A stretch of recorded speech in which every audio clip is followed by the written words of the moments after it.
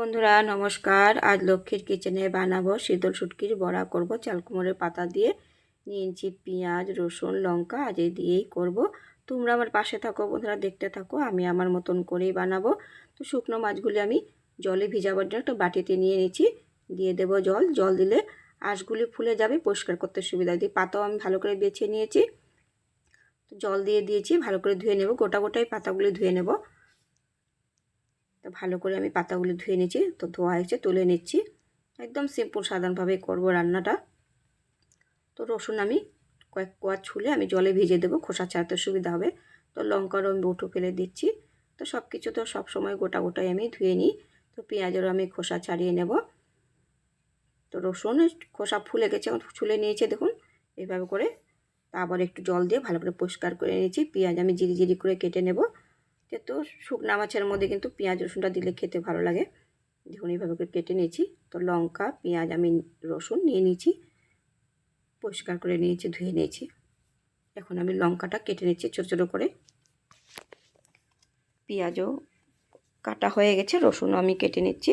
দেখুন কিছুটা বেটে দেবো, কিছুটা কেটে দেবো। এদিকে শুকনা মাছ আঁশ ফুলে গেছে, পরিষ্কার করে নিচ্ছি।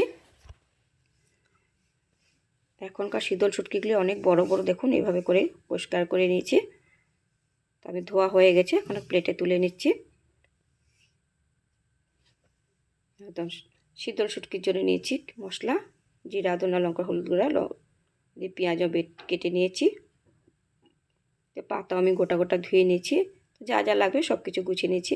তো বাটির মধ্যে দিয়ে দিয়েছি পেঁয়াজ, দিয়ে দেবো শীতল শুটকি, দিয়ে দেবো কাঁচা লঙ্কা, দিয়ে দেবো রসুন কুচি, দিয়ে দেবো পেস্ট করা রসুন, পেঁয়াজ, কাঁচা লঙ্কা একবারে পেস্ট করেছিলাম, দিয়ে দিয়েছি। দিয়ে দেবো পরিমাণ মতো নুন, দিয়ে দেবো জিরার গুঁড়া, সামান্য সামান্য মশলা দেবো। দিয়ে দেবো হলুদ, লঙ্কার গুঁড়া, দিয়ে দেবো হলুদ গুঁড়া, দিয়ে দেবো সর্ষের তেল, দিয়ে ভালো করে আমি মেখে নেব। মাছগুলো একটু ভেঙে ভেঙে দেবো, ভালো করে চট চট করে মেখে নিচ্ছি। তো মাখানো হয়ে গেছে দেখুন। এখন একটা থালের মধ্যে আমি পাতাটা বিছিয়ে দিয়েছি, 8টা পাতা দিয়ে দিয়েছি। এখন আমি মেখে রেখেছিলাম শীতল শুটকির পেঁয়াজ দিয়ে, এখন আমি মাঝখানে দিয়ে দিয়েছি, সেট করে দেব। দিয়ে এইভাবে পাতাটাকে মুড়ে দেব। দেখুন এভাবে করে মুড়ে দিয়েছি। তো এইভাবে করে আমি সবগুলোই বানিয়ে নেব। এইভাবে করে বানিয়ে নিয়েছি, দেখুন কত সুন্দর লাগছে। এখন নিয়ে নিয়েছি ব্যাটার জন্য বেসন, নিয়েছি চালের গুঁড়ো, দিয়ে দেবো নুন, দিয়ে দেবো হলুদ গুঁড়ো, দিয়ে দেবো লঙ্কার গুঁড়ো, দিয়ে দিয়ে সামান্য একটু চিনি, দিয়ে দেবো জল। তো পরিমাণ মতন জল দিয়ে ভালো করে ফেটে নেব। তো বন্ধুরা তোমাদের যদি ভিডিওটা ভালো লেগে থাকে অবশ্যই কমেন্ট করে জানিও। ইউটিউব, ফেসবুক বন্ধুরা আমাকে সাবস্ক্রাইব করে দিও, কমেন্ট করে জানিও। আর তোমাদের ভিডিওগুলিও আমি দেখি, খুবই ভালো লাগে। তো তোমাদেরকে অসংখ্য ধন্যবাদ, তোমরা এত সুন্দর সুন্দর কমেন্ট করো। খুব ভালো থেকো। আশা করি সবাই আমরা একের সাথেই এভাবেই যেন এগিয়ে যেতে পারি।